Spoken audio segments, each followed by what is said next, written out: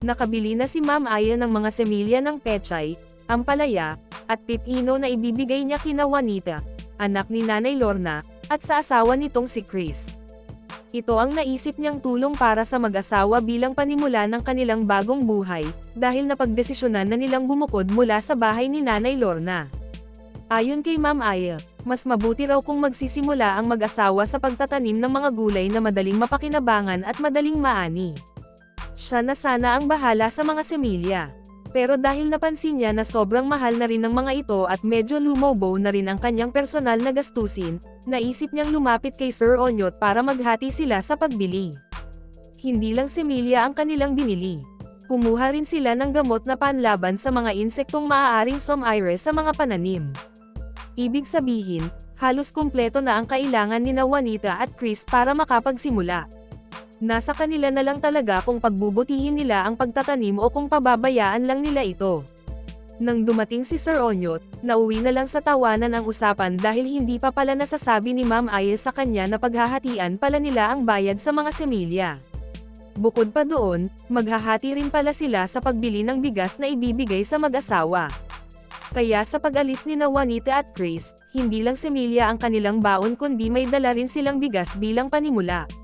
Talagang kahanga-hanga ang kabutihan ni Sir Onyot at Ma'am Aya.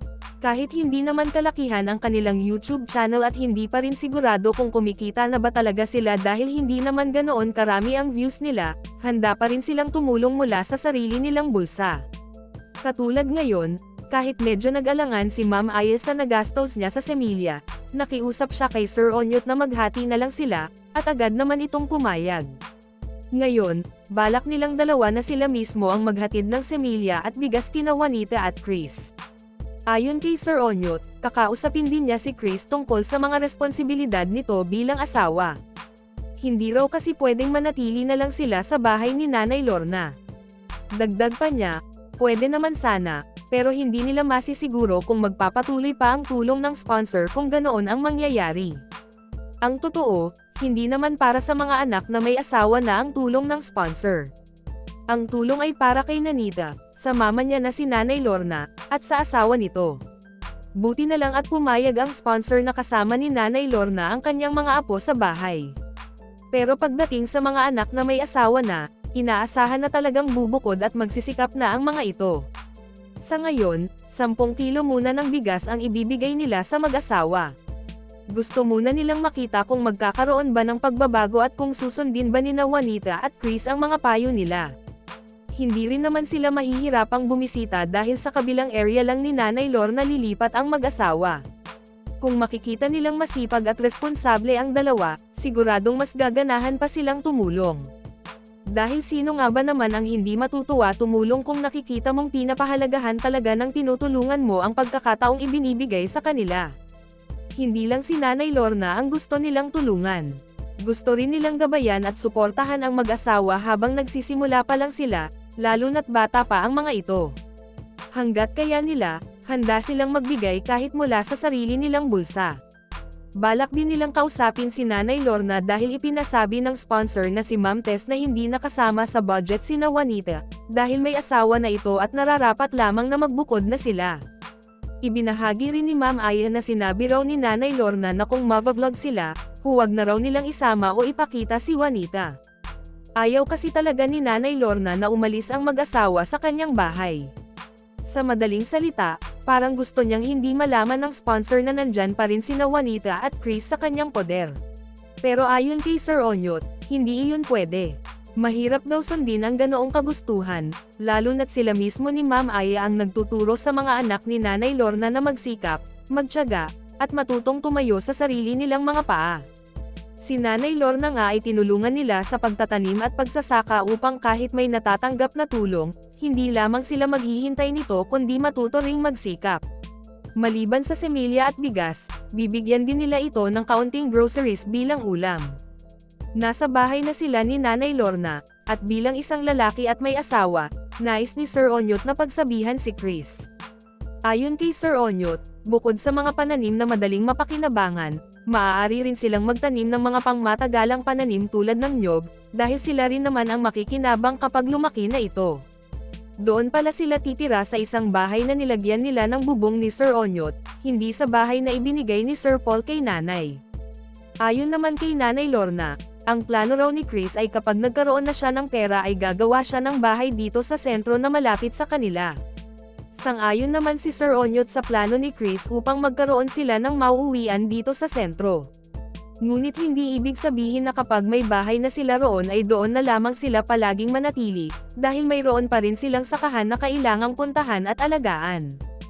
Ang ibig sabihin, kapag may bahay na sila sa sentro, susundin nila ang routine ni Nanay Lorna na minsan nasa bahay at minsan nasa sakahan.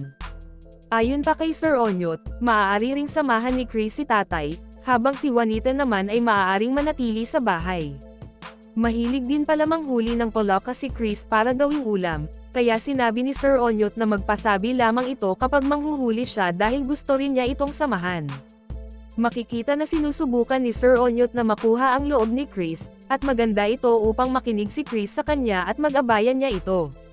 May mungkahi naman si Ma'am Aya kay Juanita na huwag palaging kargahin ang kanyang anak, dahil ito ang napapansin niya. Hindi raw halos binibitiwan ni Juanita ang bata at ibinababa lamang kapag matutulog. Kapag naman ibinaba ay ibinibigay niya ito kay Nanay Lorna, na nagdudulot naman ng stress kay nanay. Ang dapat gawin ni Juanita ay gumawa sila ng kulungan o play area para sa bata, at siguraduhing malinis ang sahig na gagapangan nito. Kapag nakakita kasi ang mga bata ng makukulay na bagay tulad ng plastik o laruan, naaakit sila at minsan ay sinusubaw ito, na maaaring magdulot ng problema. Sinabi rin ni Ma'am Aya na dapat alagaan ni Juanita si Chris, magluto siya at pagkatapos ay tawagin ito upang kumain. Dahil mahal ang tawagan nilang mag-asawa, maaari niyang sabihin, "Mahal, halika na dito. Kain na." Pinagsabihan naman ni Sir Onyot si Nanay Lorna na baka mapansin ng sponsor na muli na namang marami ang nakatira sa kanilang bahay, lalo na ang mga bata. Baka raw isipin ng sponsor na masyado ng marami ang kanilang kasama. Hindi pa naman ito sigurado, ngunit payo ni Sir Onyot na mas mabuting iwasan ang ganitong sitwasyon. Tungkol naman kay Nanita, sinabi ni Sir Onyot na kailangan talaga itong bantayan dahil nag-aalala sila para sa kanya. Ayaw daw nilang ma-stress si Nanita. Ayon naman kay Ma'am Aya, kung napansin ni Nanay Lorna na kapag pumupunta sila sa bahay ay hindi nila binavlog si Nanita, iyon ay dahil gusto nilang magkaroon ito ng kalayaan at makapag-focus.